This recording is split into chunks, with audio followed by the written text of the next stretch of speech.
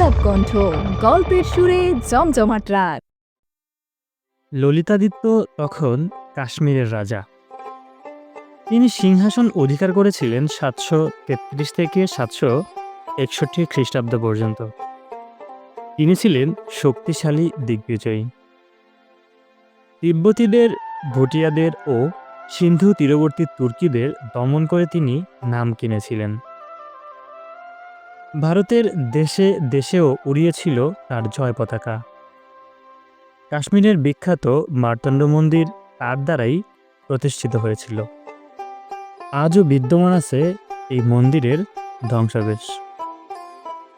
সেই সময়ে কনৌজ বা কন্যকুব্জের রাজত্ব করতেন আর এক পরাক্রান্ত রাজা, নাম তার যশোবর্মা। তার দ্বারা আক্রান্ত হয় মগধ ও বঙ্গদেশের রাজারা পরাজয় স্বীকার করতে বাধ্য হন। মগধের রাজা ছিলেন দ্বিতীয় জীবিতগুপ্ত, কিন্তু বঙ্গ বা গৌড়ের সিংহাসন ছিল কোন রাজার অধিকারে ঐতিহাসিকরা আজও তার নাম খুঁজে পাননি। তবে তিনি ছিলেন নাকি অসংখ্য হস্তির অধিকারী। চিরকালই এক রাজার উন্নতি আরেক রাজা দেখতে পারেন না। পৃথিবীতে এই নিয়েই যত অশান্তি, যত যুদ্ধবিগ্রহ। রাজা যশোবর্মার যশ ললিতাদিত্য সহ্য করতে পারলেন না। সসৈন্যে তিনি করলেন যশোবর্মাকে আক্রমণ।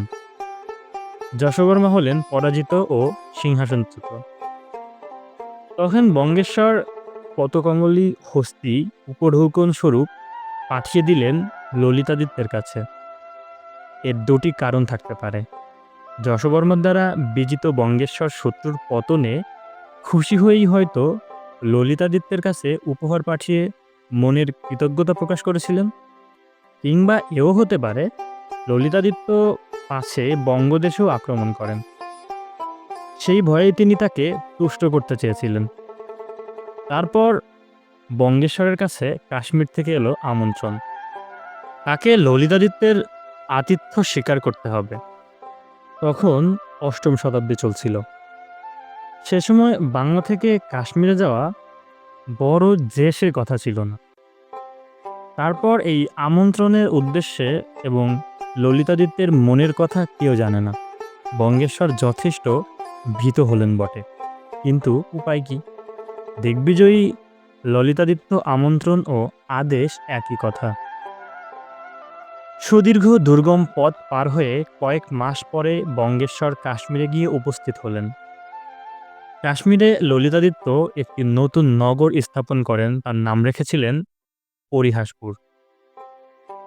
এখন তাকে পরস্পর বলে ডাকা হয়। সেখানে ছিল তার প্রতিষ্ঠিত পরিহাসকেশব নামে দেবতার বিগ্রহ ও মন্দির। অবশেষে পরিহাসপুরে হলো 2 রাজার সাক্ষাৎকার। বঙ্গেশ্বরের মুখ বিষণ্ণ। তখনও তার মনে ভয় ভাঙেনি। আসল ব্যাপারটা উপলব্ধি করে ললিতাদিত্য বললেন, রাজন, আশ্বস্ত হন। আপনি আমার অতিথি। আমি ভগবান পরিহাস কেশবকে মধ্যস্থ রেখে প্রতিজ্ঞা করছি, আমার দ্বারা আপনার কোনো অনিষ্ট হবে না। বঙ্গেশ্বর হয়তো আশ্বস্ত হলেন। তার পরের ব্যাপারটা ভালো করে বোঝা যায় না। বঙ্গেশ্বর যখন ত্রিগামী নামে একটি স্থানে গিয়ে উপস্থিত হয়েছেন, ললিতাদিত্য তাকে হত্যা করে নিজের প্রতিজ্ঞা ভঙ্গ করলেন। হাতের মুঠোর মধ্যে পেয়ে এক অসহায় অতিথিকে এমন নিষ্ঠুরভাবে হত্যা করার কারণ কি? ইতিহাস সে সম্বন্ধে নীরব। এমন অহেতুক বিশ্বাসঘাতকতার কাহিনী পৃথিবীর ইতিহাস খুঁজলেও আর পাওয়া যায় কি না সন্দেহ। যথাসময়ে এই দারুণ দুঃসংবাদ এসে পৌঁছালো বাংলাদেশে। সারা দেশ শোকাচ্ছন্ন, রাজপ্রাসাদে হাহাকার। কিন্তু নারীর মতো হাই হাই করে কেঁদে নিজেদের কর্তব্য সমাপ্ত করল না বঙ্গেশ্বরের প্রিয় পরিচারকবৃন্দ। বাঘের মুলুক বাংলাদেশে কোনোদিনই দৃপ্তমনের অভাবে হয়নি। একালে নিজেদের রাজনৈতিক স্বার্থসিদ্ধির জন্যই ফিরিঙ্গি বণিকরা বাঙালি কাপুরুষ বলে মিথ্যা অপবাদ রটাবার চেষ্টা করেছে। আসলে তারাও বাঙালিদের ভয় করতে মনে মনে। পরিচারকদের সর্দার ক্রোধ কম্পিত কণ্ঠে চিৎকার করে উঠলেন। প্রতিশোধ চাই, প্রতিশোধ! কেউ প্রশ্ন করল, কেমন করে প্রতিশোধ নেবে? আমরা কাশ্মীর যাত্রা করব। কোথায় কাশ্মীর আর কোথায় বাংলা? দরকার হলে আমরা পৃথিবীর শেষ প্রান্তে যেতেও ছাড়বো না। হাত গুটিয়ে বসে থেকে এই অপমান সহ্য করে নেব না। ভাই সব, আমরা কি বাঙালি নয়? আমরা হচ্ছে মুষ্টিময় বিদেশি। সেই সুদূর অজানা দেশে অসংখ্য শত্রুর সামনে গিয়ে আমরা কি করে দাঁড়াতে পারবো? এই অসাধ্য সাধন কি সম্ভবপর? আমাদের অন্নদাতা প্রভু বিশ্বাসঘাতকের হাতে নিহত। যে সেই অন্ন গ্রহণ করেছে, আজ সে একাই হবে 100 জন। সেই আজ করতে পারবে এই অসাধ্য সাধন। আজ আর কোনো কথা নয়, কাশ্মীর চলো, কাশ্মীর! পরিচারকের দল সমস্বরে গর্জন করে উঠল, কাশ্মীর চলো, কাশ্মীর! দিনের পর দিন যায়, রাতের পর রাত। সূর্য ওঠে, চাঁদ ওঠে, উদয়ের পর অস্ত। মাসের পর হয় মাসকাবার, নদ নদী প্রান্তর, দুর্গম কান্তার। দুরারোহ গিরিদড়ি, ক্রোশের পর ক্রোশ, তবু যেন পথের শেষ নেই। ঋতুর পর ঋতু চলে যায়, কখনো অগ্নিবাণ হেনে, কখনো তুষার বৃষ্টি করে। তবু পথিকরা শ্রান্ত নয়, তারা চলছে, দুলছে, চলছে। একটু শিথিল হয়নি তাদের দৃঢ় প্রতিজ্ঞা। অবশেষে পথের শেষ। এই তো কাশ্মীরের সীমান্ত। কাশ্মীরি রক্ষী সবিস্ময়ে দেখল অদ্ভুত পোশাক পরা একদল বিদেশিকে। শোধালো, এই যে, কে তোমরা? আমরা গৌরবাসী। এদেশে এসেছো কেন? আমরা তীর্থ করতে যাব। তো যাবেটা কোথায়? কাশ্মীরের এই সারদা দেবীর মন্দিরে পুজো দিতে। রক্ষী পথ ছেড়ে দিল। সর্দার পরিচারক বলল, আমরা পরিহাসপুরে গিয়ে পরিহাস কেশবের মন্দির দেখব। সেখানে যাবার পথটা কোন দিকে একটু বলতে পারেন? রক্ষী পথ বাতলে দিল। মহারাজ ললিতাদিত্য এখন কোথায়? তিনি এখন রাজ্যের বাহিরে আছেন। মনে মনে হতাশ হয়েও সর্দার মুখে কোনো ভাবই প্রকাশ করল না। তারা প্রবেশ করল পরিহাসপুরে। সর্দার গম্ভীর স্বরে বলল, সবাই শ্রদ্ধবেশ খুলে ফেলো, অস্ত্র ধরো। তারপর আমরা কি করব? পরিহাস কেশবকে আক্রমণ করব। পরিহাস কেশব যে দেবতা। হ্যাঁ হ্যাঁ, বিশ্বাসঘাতকের উপাস্য দেবতা। পরিহাস কেশবকেই মধ্যস্থ রেখে ললিতাদিত্য প্রতিজ্ঞা করেছিল বঙ্গেশ্বরের গায়ে সে হাত দেবে না। তারপর সে যখন প্রতিজ্ঞা ভঙ্গ করতে উদ্যত হয়, পরিহাস কেশব কি তাকে নিস্তব্ধ করতে পেরেছিলেন? ললিতাদিত্য রাজ্যের বাহিরে, এত দূরে এসে আমরা কি ব্যর্থ হয়ে ফিরে যাব?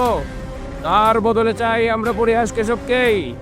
যে দেবতাকে উপস্য করে মানুষ এমন হীন ও বিশ্বাসঘাতকতা করতে পারে, আমরা সকলে মিলে আজ চূর্ণ বিচূর্ণ করব সেই পঙ্গু অপদার্থ দেবতাকে। ভাই সব, অস্ত্র ধরো, অস্ত্র ধরো! পরিহাস কেশবের মন্দিরের পূজারীরা সভয়ে সবিস্ময়ে দেখল একদল ভৈরব মূর্তি শূন্য তরবারি নাচাতে নাচাতে ও বিকট স্বরে চিৎকার করতে করতে চূর্ণ করো, চূর্ণ করো, চূর্ণ করো পরিহাস কেশবকে! প্রমাদ গুণে পুরোহিতরা মন্দিরের প্রবেশদ্বার বন্ধ করে দিলেন। বাঙালিরা তখন পর্যন্ত জানত না কোনটি পরিহাস কেশবের মন্দির। সামনে পেল তারা আর একটি জমকালো মন্দির। তার ভিতরে ছিল রামস্বামীর রৌপ্য নির্মিত বিগ্রহ। তাকেই পরিহাস কেশব মূর্তি মনে করে তারা হুই হুই করে তার উপরে ঝাঁপিয়ে পড়ল ক্রুদ্ধ সরসদুলের মতো। যারা বাধা দিতে এলো তারা হলো হত কি আহত। তারপর খণ্ড বিখণ্ড হয়ে গেল, ধুলোয় লুটোতে লাগলো রূপোয় গড়া মূর্তির অঙ্গ প্রত্যঙ্গ। রাজধানী থেকে খবর পেয়ে ছুটে এলো কাতারে কাতারে কাশ্মীরি সৈনিক। সর্দার পরিচারক নির্ভীক কণ্ঠে বলল, আমরা বাঙালি বীর, কারোর দয়া চাইব না, কারোকে দয়া করব না। আমরা অস্ত্র নিয়ে শত্রু সংহার করতে করতে শত্রু সম্মুখে যুদ্ধে প্রাণ বিসর্জন করব। ভাই সব মারো, আরো মারো। নগণ্য বাঙালি দল, অগণ্য শত্রু সৈন্য। এক এক বাঙালি চেষ্টা করল 100 জনের মতো হতে। মরিয়া হয়ে সবাই লড়তে লাগলো, বধ করলো বহু শত্রুকে। তারপর শত্রু রক্তে প্লাবিত মৃত্তিকার উপর লুটিয়ে পড়ে একে একে করলো শেষ নিঃশ্বাস ত্যাগ। কেউ পালিয়েও গেল না, কেউ প্রাণেও বাঁচল না। প্রায় 4 শতাব্দী পরেও কল্লোল দেখিয়েছিলেন রামস্বামীর বিগ্রহহীন মন্দির, এবং তখনও সারা কাশ্মীরে কথিত হতো বঙ্গবীরদের অপূর্ব বীরত্ব। প্রিয় আলাপকণ্ঠের দর্শক শ্রোতা বন্ধুরা, আজকের মতো এখানেই বিদায় নিচ্ছি। এতক্ষণ শুনছিলেন হেমেন্দ্র কুমার রায় রচিত গল্প ব্যাঘ্রভূমির বঙ্গবীর। এতক্ষণ যারা আমাদের সঙ্গে ছিলেন তাদের প্রত্যেককে জানাই আন্তরিক কৃতজ্ঞতা। শীঘ্রই আমরা ফিরছি নতুন কোনো প্রাণবন্ত গল্প নিয়ে। সে পর্যন্ত সুস্থ থাকুন, নিরাপদে থাকুন এবং আলাপকণ্ঠকে আপনার সাথেই রাখুন। ধন্যবাদ।